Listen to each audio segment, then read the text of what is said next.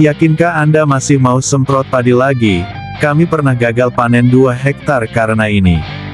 80% bulir padi ada yang hampa tidak berisi, gabah memutih, dan ada juga yang menghitam. Itu bukan karena serangan hama ataupun penyakit beluk, dan bukan juga overdosis obat, akan tetapi, karena kami melakukan penyemprotan tanaman padi seperti pestisida, insektisida, fungisida, pupuk, nutrisi dan obat-obat jenis lainnya. Nah, setelah kami melakukan penelitian, ternyata, tanaman padi memang tidak boleh asal disemprot, baik itu menggunakan obat berbahan kimia maupun bahan organik. Lantas bagaimana cara menghindari dan mengatasinya? Halo sahabat petani Indonesia, pada video kali ini kita akan membahas tentang apa yang harus dilakukan dan apa yang tidak boleh dilakukan saat melakukan perawatan padi. Tapi sebelum ke inti video, kami sedikit berbagi informasi mengenai prediksi BMKG mengenai musim hujan di tahun 2025 ini. Badan Meteorologi, Klimatologi dan Geofisika atau BMKG, memprediksi musim hujan di tahun 2025 akan terjadi sampai Maret tahun 2025. Hal itu disampaikan Kepala BMKG Dwi Korita Karnawati Rabu tanggal 5 Februari tahun 2025.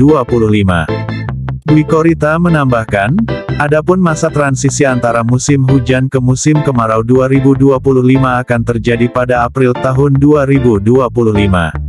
Nah, kemudian puncak musim hujan itu di sebagian besar wilayah Indonesia, terjadi di bulan Januari hingga Februari, sehingga saat ini masih menghadapi puncak musim hujan, kata Dwi Korita dikutip dari situs Lamaan Antara.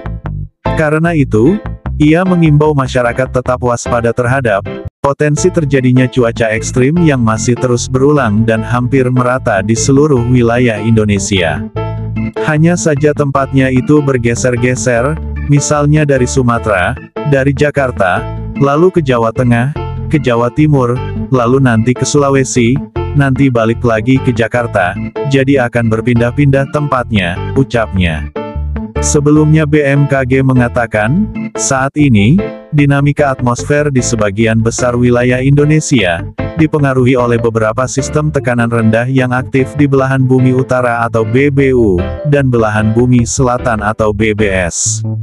Sistem tekanan rendah yang terdapat di BBU adalah bibit siklon 95W, yang terdeteksi di Samudra Pasifik Barat, utara Papua Barat, bergerak ke arah barat, barat laut dengan kecepatan angin maksimum mencapai 20 knot 37 km per jam, yang memberikan pengaruh tidak langsung berupa hujan dengan intensitas sedang lebat di wilayah Maluku Utara, Papua Barat Daya dan pesisir utara Papua. Sementara itu, lanjut BMKG. Di BBS masih terpantau siklon tropis Thalia yang berada di Samudra Hindia Selatan Banten, bergerak ke arah barat, barat daya dengan kecepatan 50 knot 95,6 km per jam. Hal ini turut memberikan dampak tidak langsung terhadap terjadinya hujan dengan intensitas sedang, yang dapat disertai angin kencang di wilayah pesisir selatan Bengkulu, Lampung, Banten hingga Jawa Barat. Selain kedua sistem tekanan rendah tersebut, BMKG juga mencatat adanya sirkulasi siklonik juga terpantau di utara Kalimantan dan Teluk Carpentaria, yang memicu peningkatan aktivitas konvektif di wilayah sekitarnya. Oke baik, sekarang kita kembali ke pembahasan yaitu, apa yang harus dilakukan, dan apa yang tidak boleh dilakukan saat padi sedang keluar bunga atau malai. Nah sahabat tani, hari ini kami berada di lokasi persawahan. Ini kami sedang melakukan pengairan di saat tanaman padi ini, untuk Impari 42 AGT berusia 70 hari, dan untuk Cakrabuana 04 yang sebelah sini berusia 65 hari. Nah pada kondisi tersebut, tanaman padi kami ini sedang melangsungkan proses penyerbukan, dan kami akan berbagi informasi tentang apa yang harus dilakukan, dan apa yang tidak boleh dilakukan saat tanaman padi sedang melangsungkan proses penyerbukan atau keluar malai. Tapi sebelumnya, untuk Anda yang belum pernah mengaktifkan tombol subscribe-nya, ada baiknya jika Anda klik sekarang, karena fitur subscribe ini berfungsi untuk membantu Anda saat melakukan pencarian suatu video, supaya YouTube dapat menampilkan video sesuai dengan apa yang Anda cari. Baik, jika sudah, kita lanjut. Jadi saat penyerbukan, penampakan padi akan terlihat seperti ini. Dan kita akan bahas dulu apa yang harus kita lakukan. Yang pertama yaitu kita tingkatkan pengairannya atau cukupi kebutuhan airnya. Pengairan tidak perlu terlalu tergenang, yang penting ada air seperti ini.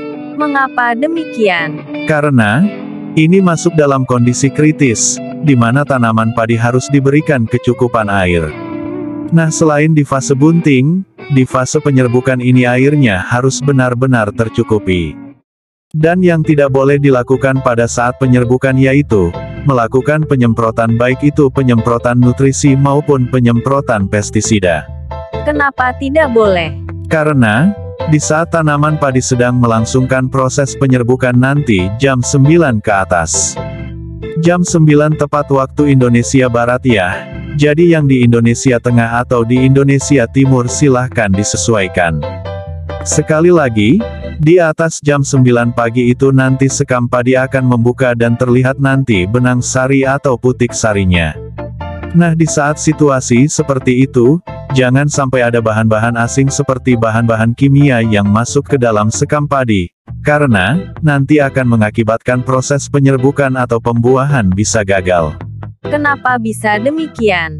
Karena organ-organ perkawinan benang sari atau serbuk sari sangat sensitif sekali dengan bahan-bahan kimia. Makanya ada yang padinya berwarna hitam, ada yang putih, hampa dan lain sebagainya. Itu bukan hanya karena dihisap oleh walang sangit atau hama yang lain, tetapi bisa juga karena dilakukannya penyemprotan di saat sekam padi sedang terbuka seperti ini. Nah, banyak sobat tani yang bertanya, kalau di saat situasi seperti itu terjadi serangan hama, ataupun terjadi serangan penyakit yang sangat mengkhawatirkan, apakah yang harus kita lakukan? Nah, sahabat tani, itu harus kita perhitungkan, apakah kerugian yang diakibatkan oleh hama maupun penyakit itu lebih besar daripada kerugian dari kegagalan penyerbukan. Jadi kalau memang serangan hama dan penyakit itu sangat mengkhawatirkan, maka silahkan Anda melakukan penyemprotan.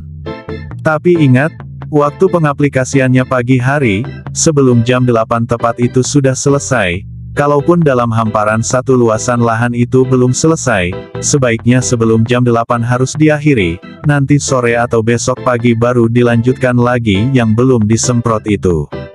Nah, jadi sebelum jam 8 tepat waktu Indonesia Barat, akhiri kegiatan penyemprotan, baik itu penyemprotan nutrisi maupun penyemprotan pestisida.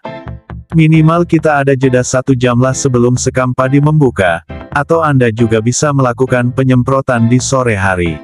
Jam berapa? Kalau kami menyarankan, setelah jam 15.30 waktu Indonesia Barat. Nah, agar serangan hama dan penyakit itu tidak terjadi pada saat penyerbukan, kami sarankan, pada saat sebelum proses penyerbukan atau baru keluar malai 1212 seperti ini, silahkan lakukan penyemprotan dulu, baik itu penyemprotan insektisida untuk walang sangit, pencegahan beluk, pencegahan penyakit patah leher, atau penyakit kresek itu dilakukan sebelum penyerbukan. Kapan waktu yang paling tepat? Di saat baru keluar malai 1212, itu dilakukan pencegahan. Kami menyarankan Anda menggunakan insektisida dan fungisida yang sistemik supaya perlindungannya lebih lama. Jadi, ketika hama atau penyakit itu datang maka kondisi tanaman sudah terlindungi, dan jangan lupa silikanya itu diberikan juga. Karena, silika ini sangat penting untuk melindungi daun padi, batang padi dari kemungkinan serangan hama maupun penyakit. Jadi itu adalah salah satu fungsi silika ya sobat, kalau misalkan nanti ada yang komplain. Loh, silika kok hanya untuk itu, hanya untuk ini? Yah, masa kita harus menyebutkan semuanya satu persatu? Nah, kita menyebutkan hanya sesuai dengan momen apa yang kita bahas saja, meskipun memang silika ini banyak sekali manfaatnya.